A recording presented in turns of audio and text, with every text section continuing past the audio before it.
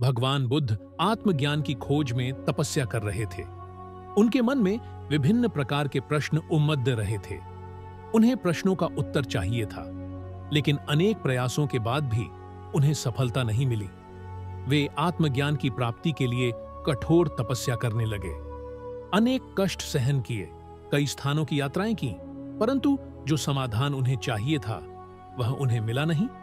एक दिन उनके मन में कुछ निराशा का संचार हुआ। सोचने लगे, धन, माया, मोह और संसार की समस्त वस्तुओं का भी त्याग कर दिया, फिर भी आत्मज्ञान की प्राप्ति नहीं हुई। क्या मैं कभी आत्मज्ञान प्राप्त कर सकूंगा? मुझे आगे क्या करना चाहिए? इसी प्रकार के अनेक प्रश्न बुद्ध के मन में उठ रहे थे।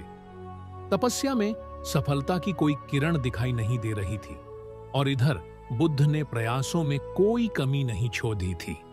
वे उदास मन से इन्हीं प्रश्नों पर मंथन कर रहे थे। इसी दौरान उन्हें प्यास लगी।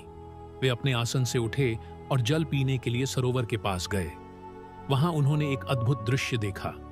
एक गिलहरी मुंह में कोई फल लिए सरोवर के पास आई। फल उससे छूटकर सरोवर में गिर गया। गिलहरी ने देखा, फल पानी की गहराई में जा रहा है। गिलहरी ने पानी में छलांग लगी दी। उसने अपना शरीर पानी में भिगोया और बाहर आ गई। बाहर आकर उसने अपने शरीर पर लगा पानी झाँट डाट दिया और पुनः सरोवर में कूद गई। उसने यह क्रम जारी रखा। बुद्ध उसे देख रहे थे, लेकिन गिलहरी इस बात से अनजान थी। वह लगातार अपने काम में जुटी रही। बुद्ध सोचने लगे, ये कैसी गिलहरी है? सरोवर का जल यह कभी नहीं सुखा सकेगी, लेकिन इसने हिम्मत नहीं हारी। यह पूरी शक्ति लगाकर सरोवर को खाली करने में जुटी है। अचानक बुद्ध के मन में एक विचार का उदय हुआ। यह तो गिलहरी है, फिर भी अपने लक्ष्य को प्राप्त करने में जुटी है। मैं तो मनुष्य हूं। आत्मज्ञान प्राप्त नहीं हुआ तो मन में निराशा के भाव आने लगे।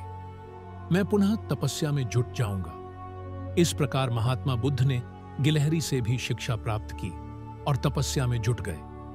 एक दिन उन्हें आत्मज्ञान प्राप्त हो गया और वे भगवान बुद्ध हो गए।